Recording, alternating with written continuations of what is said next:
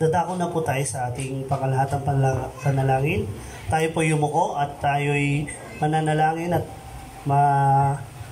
kakausapin ng ating Panginoon. Amang banal na nasa langit, salamat Panginoon sa buong linggong nagdaan at sa araw na ito na ibinigay mo sa bawat isa na narito Panginoon ng mga anak mo. Salamat Panginoon dahil nakarating sila sa iyong bahay panambahan Panginoon. At salamat Panginoon dahil binigyan nila kayo ng oras upang makapakinig ng mga salita na magpapalago sa kanilang mga espiritual na pananampalataya sa iyo Panginoon. Salamat Panginoon sa araw na ito na binigyan mo kami magandang panahon. Kami nagtipon-tipon muli ng mga anak mo na narito. At gayon din, Panginoon, ipinapanalangin namin ang mga anak mo na may pinagdadaan ng anumang sakit, Panginoon. In Jesus' name, Panginoon, nakalaya na kami sa lahat ng sakit na gawa ng kaaway, Panginoon. Maging ako, Panginoon, at aking pamilya na dumaranas ng ubot-sipon, Panginoon, ay nakalaya na kami, Panginoon, dahil sa iyong precious blood, Panginoon. Salamat, Lord, dahil binigyan ka ng oras ng mga anak mong narito. Buksan mo at i-ready mo ang kanilang puso't isip, Panginoon, upang makapakinig ng iyong salita, Panginoon. At sa iyong iniluklok sa pinakamataas hanggang sa pinakamababa na nanunungkulan, Panginoon, i-touch mo yung heart nila, Panginoon, na pamunuan kami ng base sa iyong kalooban, Panginoon. Maraming salamat, Panginoon, sa inyong lingkod, si Pastor Rabi, Pastor Randy, Pastor Telly, Panginoon. Salamat sa kanilang mga buhay dahil ginagamit mo sila upang makapagpahayag ng iyong mga salita ng libre, Panginoon, at wala kayong kailangang bayaran, kundi kailangan lang pakinggan at tanggapin sa buhay nila upang gamitin sa pang-araw-araw na pakikibattle sa gawa ng mga kaaway, Panginoon. Muli sa iyong papurit pagsamba, in Jesus' mighty name, Amen. Amen. May mga upuan pa dito, anak. Dito sa front, maupo kayo. Yan, so madami pa po.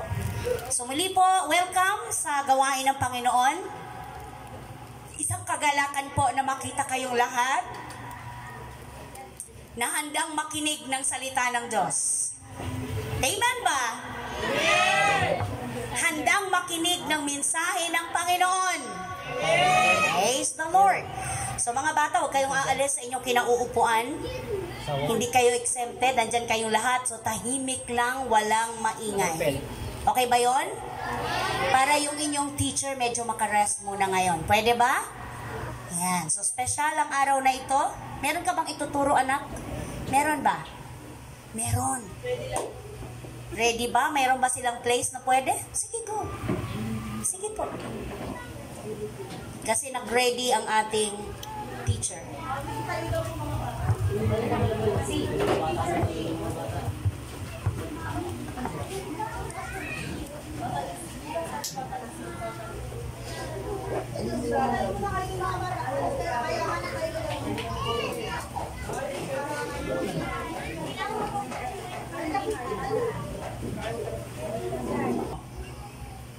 Hello? Pag-enjoy ka sa trabaho mo? Ha? Masaya. Enjoy po, ganado magtrabaho. Eh, di ba? Enjoy ka. Pag-enjoy ka ba sa partner mo, anong mararamdaman mo? Happy. Ha? Namimigay. Diba kasi pag hindi ka enjoy sa partner mo, parang ayaw mong kausap. Tama ba?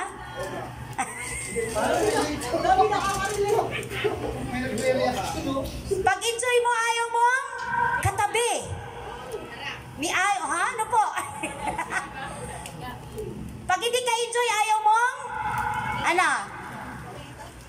ayaw mong makita. Outside ako lambo. Pero pag asawa mo na yan, kapatid, wala ka magagawa. Wala kang magagawa. Kailangan mong tanggapin mula ulo hanggang paa. Asawa mo na yan eh. Walang saulian. Di ako nagsabi niyan ha. Bible nagsabi niyan. Mga kapatid, masarap pong isipin na kahit sa kabila ng lahat ng ito, pwede pa tayo mag-enjoy. Amen po ba? Kasi pwede natin maging tanong, posible kayang mag-enjoy pa tayo? Sa hirap ng buhay, Sabi ang bigas magto 23 pag umupo yung ating presidente. Nangyari? Nag 3 times. Tama? Oh. It's a prank yun. Oh, no? Scam. Oh.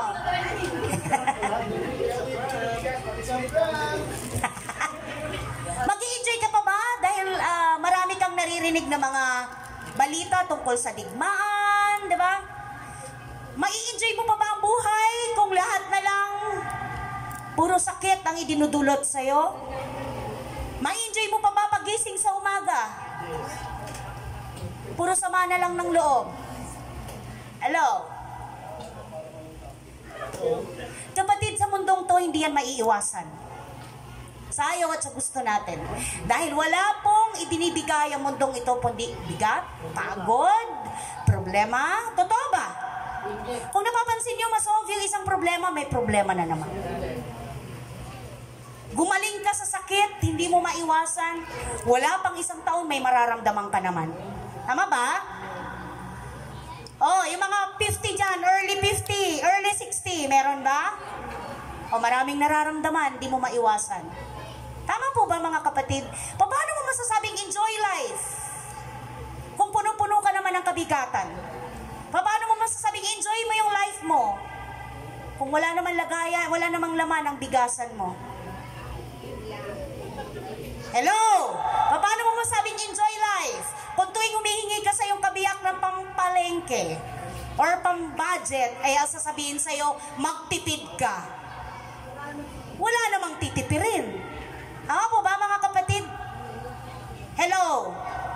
Pero alam nyo ba, sa kabila ng lahat ng iyon, pwede pa pala tayo mag-enjoy. Ano yung sabi ng word? Sabi ng word, ang magnanakaw ay pumarito upang magnakaw, manira, pumatay. Tama po ba? Hello mga kapatid. Sabi niyan, the thief does not come except to steal and to kill and destroy. Pero anong sinabi ng Lord? Si Jesus ang nagsasalita. But I have come that they may have life. And that they may have it more abundantly. Pero bakit napakarami nating hindi nararanasan yung word na abundantly? Paano ba natin nilalarawan yung sagana ka? Na punong-puno ka, pera lang ba? Pag hindi ba puno ang bulsa ko, hindi ako sagana? Hello mga kapatid, maari kung ang batayan ng mundo ng kasaganaan ang pagbabatayan. Hindi ka happy kung hindi puno ang bulsa mo. Totoo? May kilala ko, pag bumaba na ng 10,000 yung pera niya, hindi na masaya.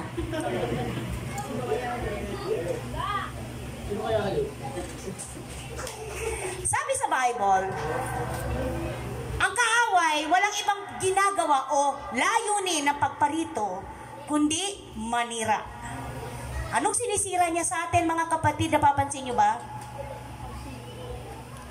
Hello! Masayang tahanan. Masayang pamilya, pilit na sisirain ng kaaway para maging malungkot. Masayang buhay mo, sisirain niya, bibigyan ka ng maraming dahilan para ubusin ang buhay mo sa kalungkutan. Tingin nyo kalooban ng Diyos yun sa tao? No. Ano pa? Sakit. Maganda at malakas na katawan, sisirain ng kaaway sa sakit at karamdaman. Para imbis na ma-enjoy mo ang buhay, hindi.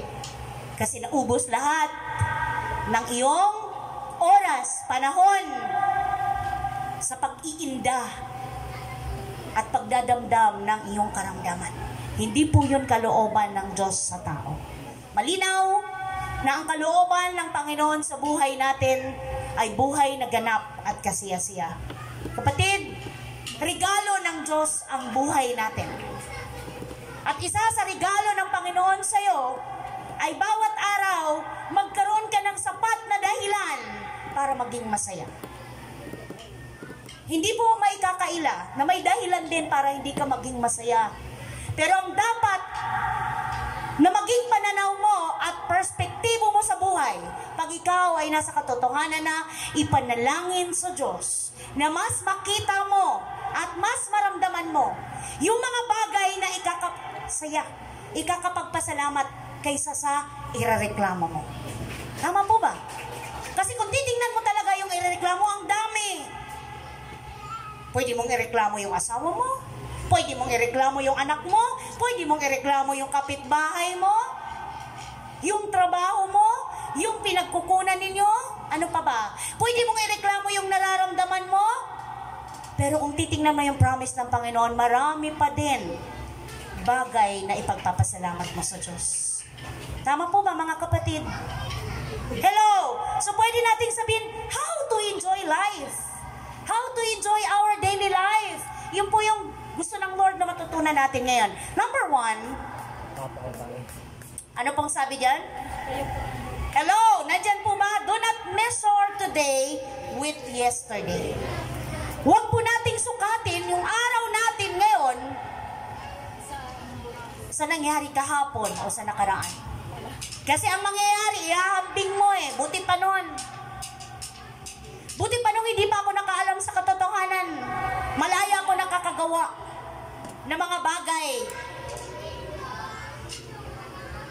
Mabuti pa yung hindi ako nakaalam. Wala ako sa Bible study, wala ako sa fellowship.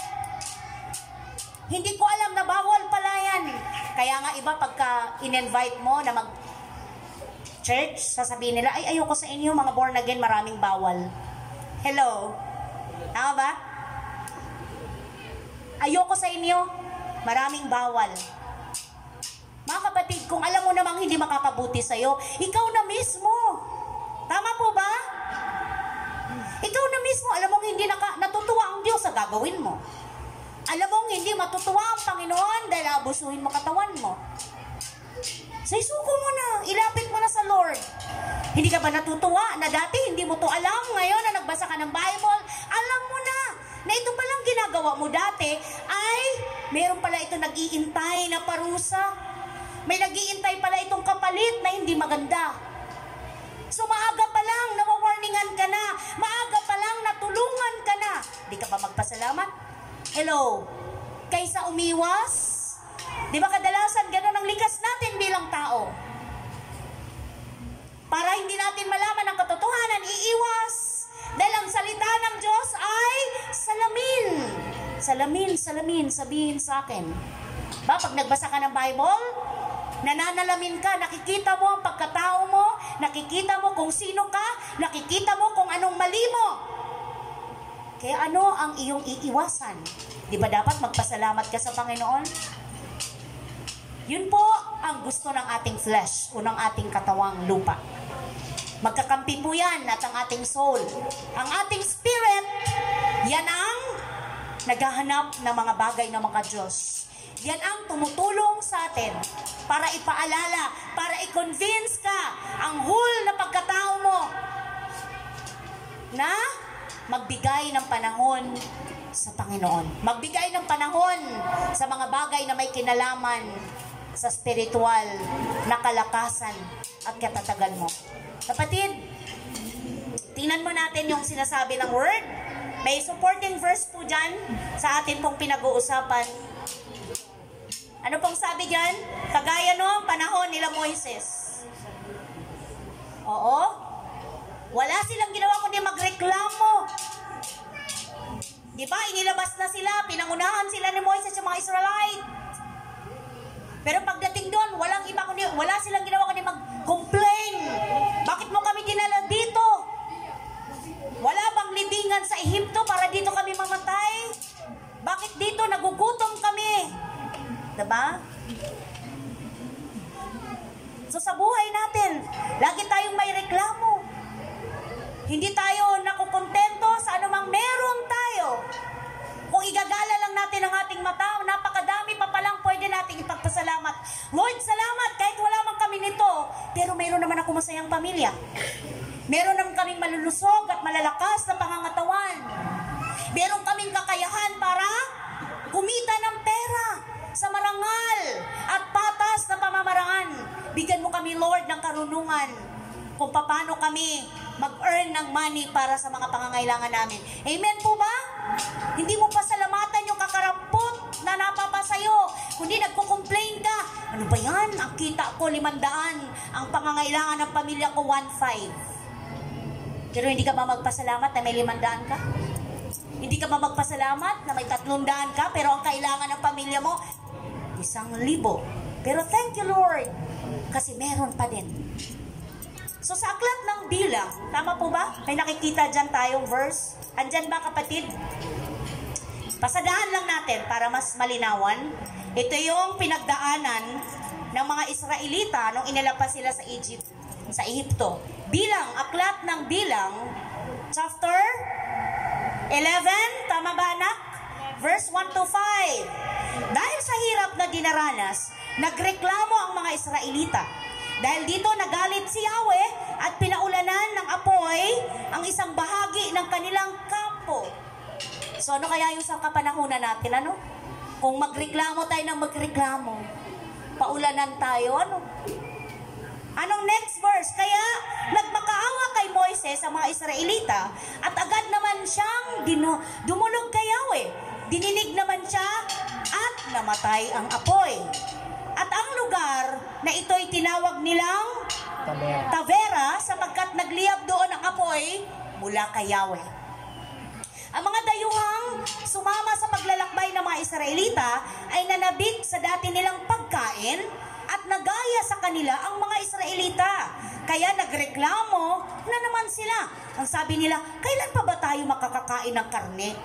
Mabuti pa sa Ehipto, doon nahihingi lang ang mga isda. At naalala ba ninyo ang pipino, pakwan, sibuyas, bawang, at gulay na kinakain natin noon? Nangihina na tayo ngayon, walang makain dito kundi ang manang ito. Kasi sa mga nakakaalam at nagbabasa ng Old Testament, yung kain o pagkain ng mga Israelita, ang tawag doon mana. Mga butil na parang kulantro, ang laki. Binabayo nila ito, no? Binabayo para madurog, pero pag kinain nila ang lasang tinapay. Masarap. Pero nagsawa na sila, na umay na. Kaya reklamo sila, kailan ba kami makakakain ng karne? Diba? So sa storyang ito, hindi naman nagdamot ang Diyos. Binigyan sila. Pero kahit binigyan sila ng karne, nagreklamo pa rin. So ganun tayong tao. Likas sa atin mareklamo. So bakit ganito ang buhay namin? Mabuti pa nung araw. Pero pinakamatinding reklamo, mga Kristiyano nagrereklamo. Mabuti pa nung hindi ako sumama-sama dyan, wala akong obligasyon. Hindi ako nauobliga sa ganito. Ama po ba? Hindi ako nauobliga na gawin to. Hello mga kapatid sa pananampalataya. Hindi ka ba natutuwa? It's a privilege na ang buhay mo, sa buhay mo, maglingkod ka sa Panginoon. Hindi ka ba natutuwa na sa pamamagitan ng buhay mo marami ang madadala na tao, nalalapit, mananampalataya, susuko sa Diyos, makakaalam ng katotohanan dahil hindi ka nagdamot ng oras, ng panahon, ng talento na meron ka. Hindi lahat may talent o may kakayahan, may tapang. Dahil iba't iba ang larangan na inilagay sa atin ng Diyos. Simpleng maiaambag mo sa pag-grow, sa paglago ng gawain ng Panginoon, kapatid. Nasa mata ng Diyos at harapan ng Diyos lahat yan. Maaring hindi ka nabati, maaring hindi ka napasalamatan, maaring hindi ka napuna ng iyong kapwa, manggagawa. Subalit pagdating mo sa langit, nakikita ng Panginoon ang lahat ng iyong ginagawa. Malinaw ang sabi ng Bible. Maging mabuti o masama ang iyong gagawin dito sa mundo, pagsusulitan mo pagdating ng araw. Nagkakaintindihan tayo mga kapatid ko. Amen po? Meron ba tayong pwedeng ilihim sa Diyos? Meron ba tayong pwedeng itago sa Panginoon? Wala. Uulitin ko, maging buhok ninyo ay bilang niya. Hello? Ugat na nananalaytay sa inyo, alam ng Lord. Yung mga ugat na diretso sa inyong puso, kaya nakakabit yan ng normal, alam ng Panginoon. Pwedeng magkamali ang mga dalubhasa, pero ang Panginoon, kapatid, kailanman hindi magkakamali sa pagkalikha sa'yo. Kaya huwag kang magreklamo kung anong itsura mo.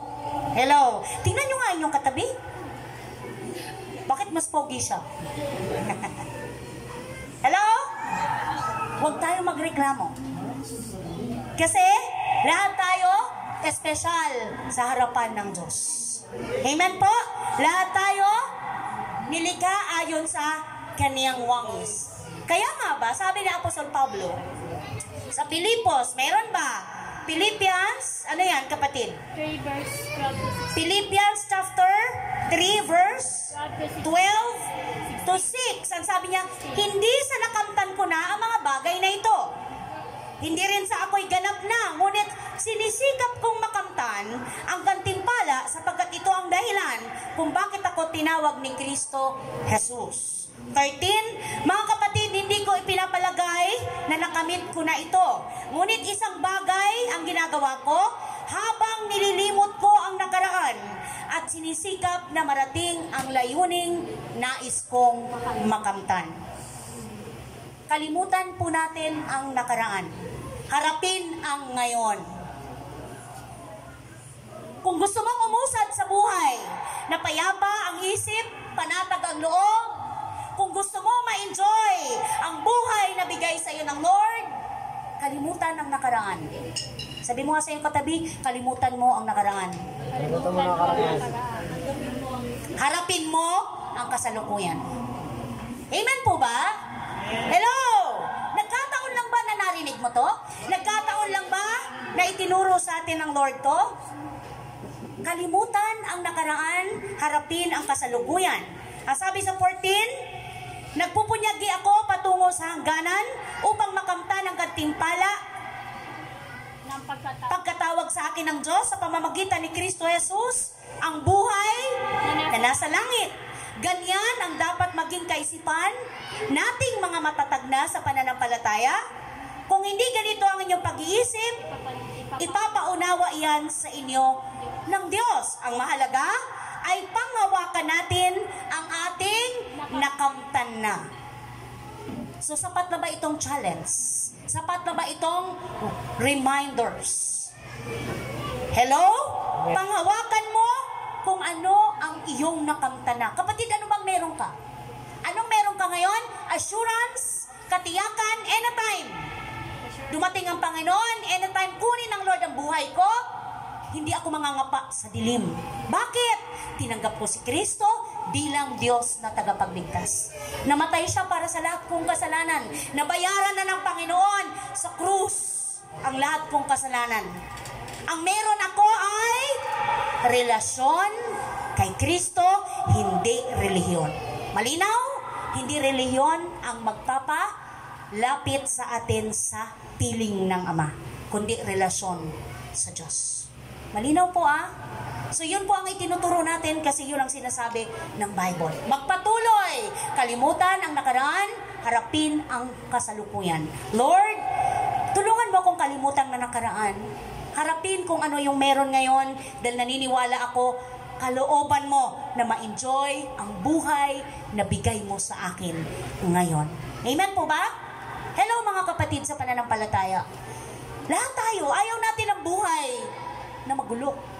Ayaw natin ang buhay na nangangapa. Ayaw natin ang buhay na baka sakali. Tama po ba? Gusto natin sigurado. Gusto natin tiyak na tiyak. Kapatid, sa word ka lang makakatiyak. Kapatid, sa salita ng Diyos ka lang makakaasa. Walang iba. Dahil lahat ng yan, nakaplano na sa Panginoon. So next, ano po ang mga tinuturo pa sa atin ng Lord? Para ma-enjoy natin yung ating life, araw-araw. Do not attempt and repeat. Ang tao ay nagbabago. Tama po ba? Nag-iiba? Di mo pwedeng ibalik, uulitin pa man ang tapos na, naganap na, nakaraan, ilang taon na, mga kapatid ko. Kung meron mang laging bago, kung meron mang hindi nagbabago, ayun na yung Panginoon. Yun ang pag-ibig ng Diyos sa iyo. So, hindi mo pwedeng panghawakan kahit gaano ka in love sa iyo yan. Pagdating ng panahon, may mga pagbabago. Tama ba ako? Kasi kahit hindi niya gustuhin, may mga bagay na nangyayari na hindi mo kontrolado. May mga bagay, pangyayari, nagaganap na wala na sa kontrol mo. Kaya kailangan mo ang Diyos. Tulungan mo ako, Panginoon, na makausad ako sa buhay na nakalulugod sa iyo, sa buhay na ayon sa plano mo, na nasa master plan mo, Lord, na wag akong malihis, na wag akong humiwalay. Tayo mga tao, marami tayong plano. At pag hindi natin natupad, nadidismaya ka, ano pa ba? Ano pa ba yung pwede mong maramdaman pag hindi mo natupad? Nawawalan ka na ng gana, nanghihina ka, nadidiscourage ka na. Ano pa ba? Nadidepress, tama? Oo, nadidisappoint, sabi nila. Totoo yan lahat. Pero may pag-asa pa habang buhay ka pa, kapatid, habang may araw pa, habang paggising mo, nasisilayan mo pang liwanag. Lord, kung hindi man namin ito natupad noon, alam ko ngayon, may maganda kang plano. Alam ko mangyayari ayon sa iyong panukala. Ang sabi ng Lord sa Panaghoy, tama ba? 3:22 to 23, ang hindi nagmamaliw, salamat anak, na pag-ibig, tama po ba? Ni Yahweh at ang kanyang walang kupas na kahabagan, tama ba? Kahabagan, hindi nagbabago tulad ng bukang liwayway, walang...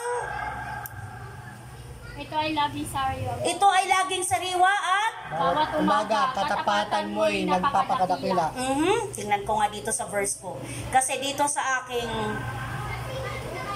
Anong sinasabi dyan? Ang pag-ibig ba? May pag-ibig ba? Pag-ibig mo, Pag-ibig mo, Yahweh, ay hindi nagmamaliw. Kahabagan mo'y walang kapantay. Kahabagan mo'y walang kapantay. Next pa po. Ano pa? Ito ay laging sariwa, bawat umaga. Katapatan mo'y napakadakila. So kanina, nasabi ko na ang tao ay nagbabago, ang tao ay nag-iiba, lahat ng bagay sa paligid natin nag-iiba. Tama po ba? Kahit nga yung mga teenager ngayon, gulat na ako. Ang bilis mag-iba ng mood, magpalit ng nararamdaman. Diba? So, ang sabi ng Bible, ang pag-ibig lang ng Diyos, ni Yahweh, yung Yahweh, ang ating Diyos Ama, sa langit, siya yan, ay hindi nagmamaliw. Kahabagan mo'y walang kapantay. Sa English, ano yan eh? The steadfast love of the Lord endures forever. Endures forever. There are new, meron ba? There are new every morning, diba? The steadfast love of the Lord, sa English version, maganda. Kasi ito'y bago at sariwa tuwing umaga. So kaya nga, di ba paggising mo sa umaga, masarap na nagmumuni-muni ka, pinagbubulay-bulayan mo, napakabuti mo, Lord. Sa dami ng mga kamalian ko, sa dami ng mga pagkukulang ko, sa dami ng kapalpakan ko, Lord, salamat sa pag-ibig mo. Paano mo masasabing pag-ibig ng Diyos? Kapatid, yung buhay na meron ka, patunay yan na mahal ka ng Diyos. Yung nakakaya mo ang lahat ng iba't ibang hamon, problema na inaalaw ng Lord na mangyari, yun ay dahil sa kanyang pag-ibig sa'yo. So ano, may next verse pa ba tayo? Santiago chapter 1 verse 16 to 17. Anong sabi dyan? Huwag kayong padaya. Huwag kayong padaya. Mga kapatid kong minamahal, ang lahat ng mabuti at ganap na kaloob ay buhat sa Diyos mula sa Ama na lumikha ng mga tanglaw sa kalangitan. Hindi siya nagbabago o nagdudulot ng bahagyamang dilim dahil sa pagbabago. Oo nga naman, kasi pagka dumilim na, nagbabago na lahat. Diba? Iba na, gabi na eh. Pero kahit sa Lord ay madilim, kailanman hindi nababago ang katapatan, ang pag-ibig ng Diyos sa atin. Pagmamahal niya. Huwag tayong padaya. Huwag tayong padaya sa mundo. Kasi pag nagpadaya tayo sa mundo, doon tayo bumibigay. Tama po ba, mga kapatid ko? Pag nagpadaya tayo sa mundo, doon tayo, hindi na natin nakakayanan. Hindi na natin nakakayanan yung mga bagay na dati naman kaya mo. Kasi, hinahayaan natin ang kaaway ang siyang magtagumpay. Last po, ano pong tinuturo sa atin ng Lord? Be ready to enjoy physically, mentally, socially, emotionally, and spiritually. Amen. Para ma-enjoy mo, kapatid, ang daily life mo, maging handa ka. na ma-enjoy ang physical mong pagpapala. Tama po ba? Ano pa? Mental na blessing ng Lord, na binigyan ka ng maayos na kaisipan. Kaya ang dapat na ilagay lahat sa isip, ay yung mga bagay na totoo, ganap, mga bagay na marangal, yun ang dapat nasa utak lagi. Socially, di ba? Sosyalan tayo, yun nga lang, di ba? Marami sa atin dito, nangyayari ito araw-araw. Nakikipag-social tayo sa ating kapwa. So mag-pray ka na maging blessing ka. Yung mga lalabas sa bibig mo ay magbigay kapurihan sa Lord. Emotionally, ibe-bless ka ng Lord. Yung dating nag-i-struggle ang loob mo, ngayon ma-overcome mo na. Kasi alam mo, malinaw sa loob mo, na hindi yan ang kalooban ng Diyos sa'yo. Palayain mo ako dito, Lord, kasi naniniwala ako na hindi ito galing sa'yo. At ano yung last? Spiritual na blessing. So mga kapatid, hindi kayang ibigay ng mundo, hindi kayang ibigay ng kahit sino, kahit gaano kakahalaga sa kanya, yung mga bagay na spiritual, masusumpungan lang yan sa pagbibigay mo ng panahon sa Word. Sa pagbibigay mo ng panahon sa fellowship, sa worship. Sabi ko kanina, uulitin ko, huwag mong panghinayangan yung panahon na ibibigay mo, ilalagi mo sa Diyos. Dahil kapatid, yun lang ang pwede mong madala sa harapan ng Panginoon. Lahat iiwan. Lahat mawawala, lahat masisira. Ano ba pinagsisikapan natin? Makamit yung gusto natin, makamit yung pangarap, mabigyan ng buhay na maganda ang pamilya. Tama po ba? Mabili natin yung mga gusto natin na makakabuti naman, hindi masama yan. Pero to the extent na pati yung bagay na para sa spiritual life mo ay aagawin na, hindi na po healthy yan. Tandaan mo, hindi mo hawak ang buhay, hindi mo alam ang bukas. Tama po ba? Sino ba magsasabing bukas makalawa magkikita-kita pa tayo? Ang Diyos lang ang nakakaalam. Kaya't hanggat may chance, huwag po nating baliwalain. So ang sabi sa mga ngaral, tama ba? Andyan ba mga kapatid? 5:18-20. Mga ngaral chapter 5 5. verse 18-20. 18-20. Ito ang isang mabuting bagay na aking nakita. Narapat lamang na kumain, uminom, at pakinabangan. Isang tao ang bunga ng kanyang pinagpaguran sa mundong ito. Sa maikling panahon, ibinigay sa kanya ng Diyos. Ito ang ating bahagi. Ganon din ang dapat gawin ng lahat ng niloob ng Diyos na yumaman. Tanggapin ang kanilang bahagi at ipagyabangan ang bunga ng kanyang pinapaguran, sapagkat ito ay kaloob ng Diyos.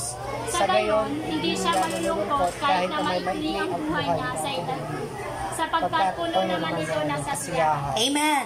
Sa verse na to ay pinakita hindi madamot ang Diyos. Hello! Ay, ayoko dyan sa mga born and born again, napaka-killjoy na mga yan. Hindi po totoo yun. Tama ang linaw, oh. Ito ang isang mabuting bagay. Observation ito ni Haring Solomon. Napakatalinong tao. Narapat lamang na kumain, uminom at pakinabangan ng isang tao ang bunga ng kanyang pinagpaguran sa mundong ito. Now, may mga tao bang nagpapagod pero hindi niya pinapakinabangan? Meron ba? Pwede, di ba? Imbis na ma-enjoy mo yung fruit ng labor mo, ano nangyayari? Nasa bisyo. Di ba? Napupunta sa sakit. Pero ang sabi ng Lord, nararapat lang.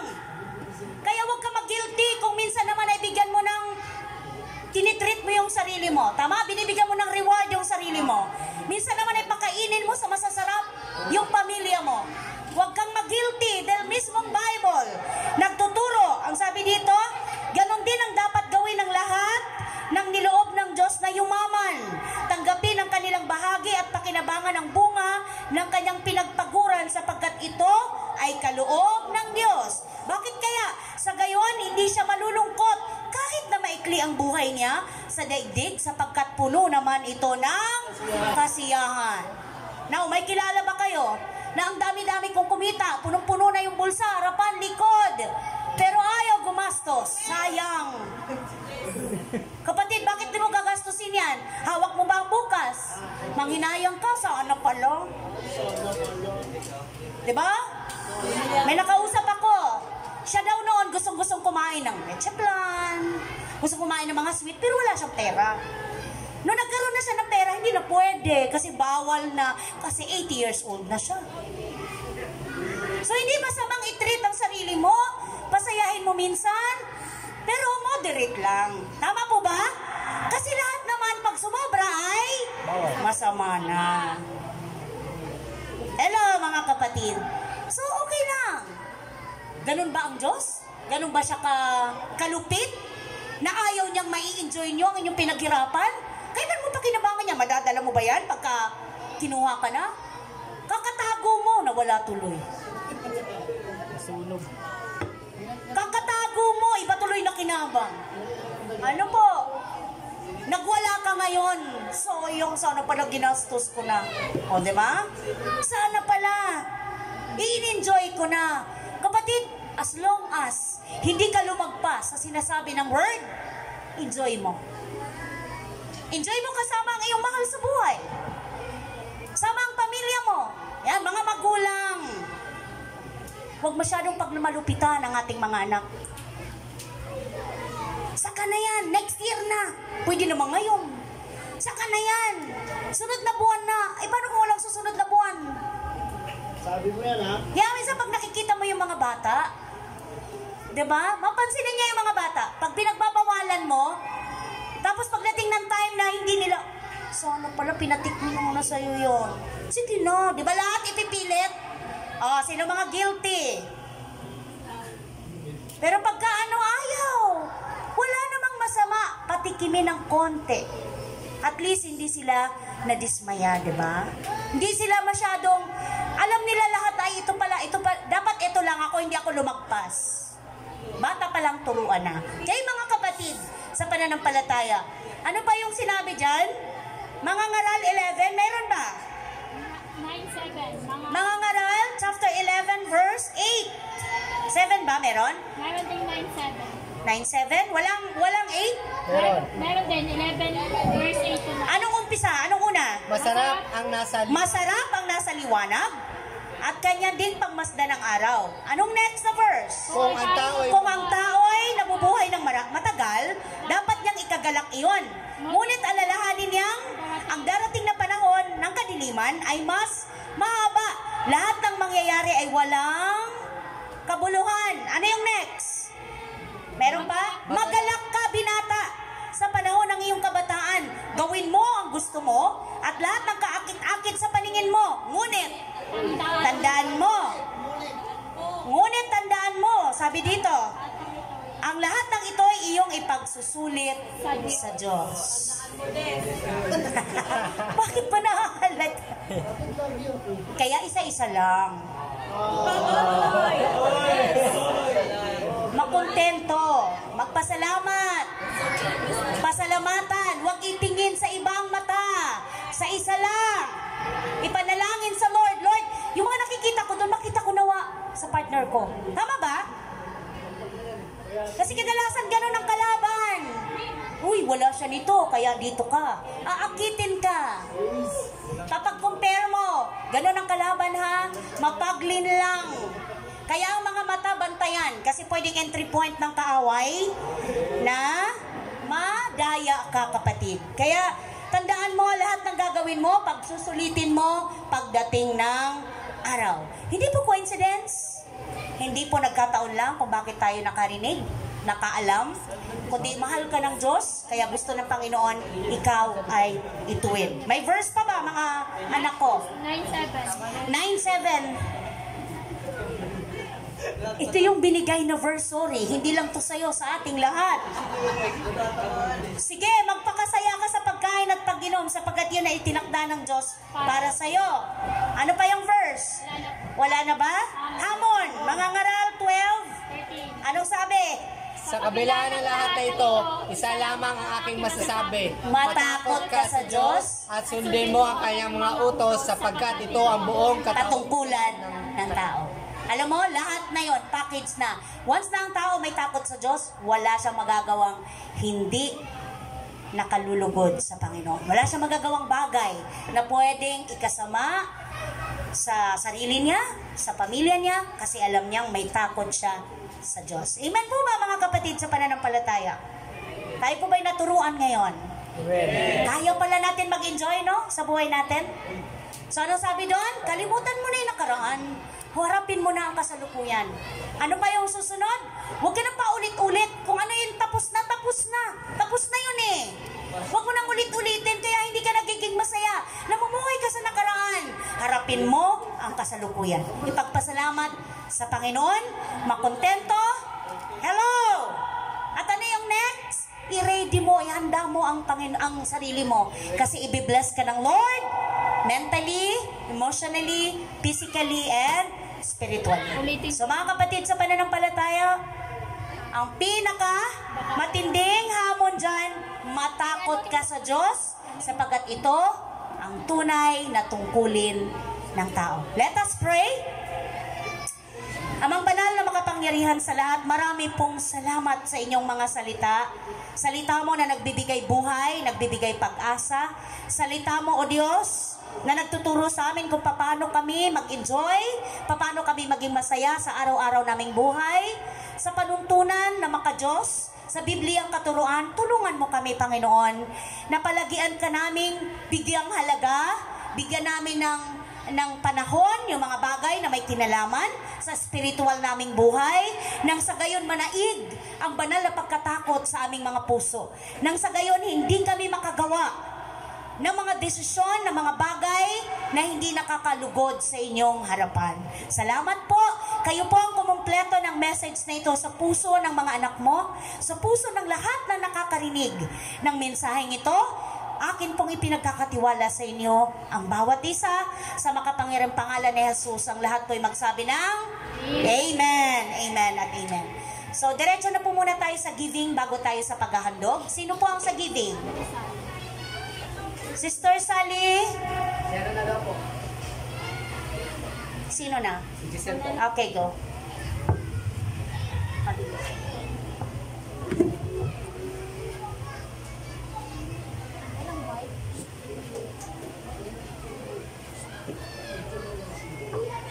Praise.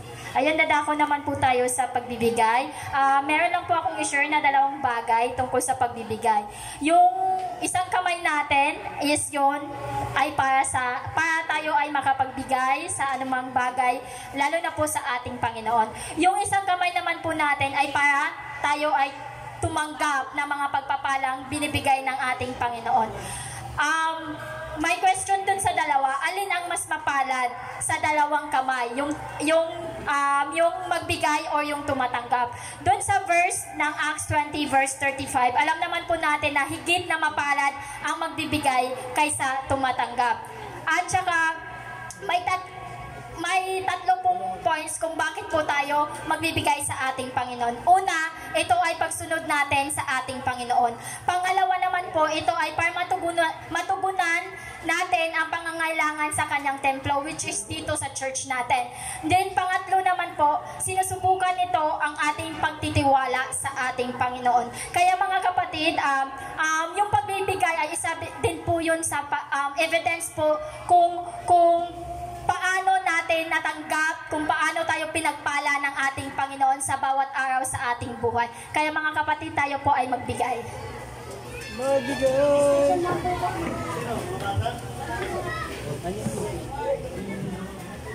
Sister Z, may special number ba mga bata? Please.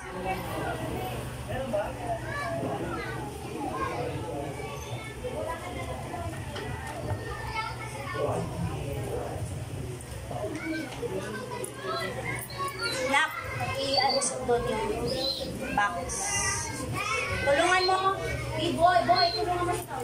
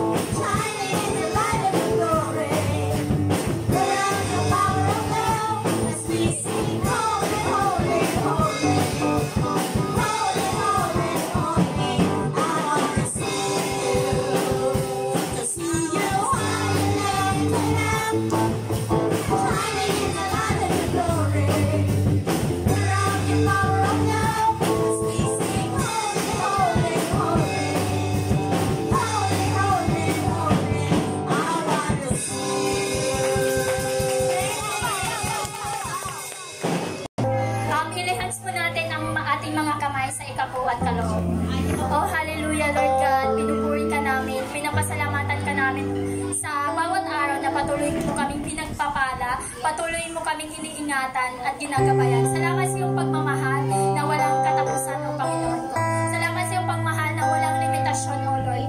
Lord God, patuloy po, Lord God, tinataas namin tong ikapok at kaloob na ito upang magamit, O Lord God, sa iyong ministeryo, O Panginoon ko, sa paglago, O Lord Jesus. Ganon din po, Lord God, tinataas namin ito, Lord God, upang sa ganon, Lord God, ang mga anak mo, Lord God, na kami naniniwala at nanampalataya sa iyo, ay pagpalain mo, Lord God, sa kanilang mga source of income, business, O Lord God, trabaho, negosyo man po, Lord God, sa pag-aaral, O Panginoon ko. At kami patuloy na magtitiwala sa iyo. At nawa, Lord God, kami ang aming mga kamay ay taus-pusong nakakuha po, Lord God, sa pagbigay ng mga ikapo, Lord God, upang sa ganun, Lord God, ito ay pagbalik namin pasasalamat sa inyo. Purihin ka, Lord God, luwalhatiin ang ngalan mo. In Jesus' name I pray. Amen.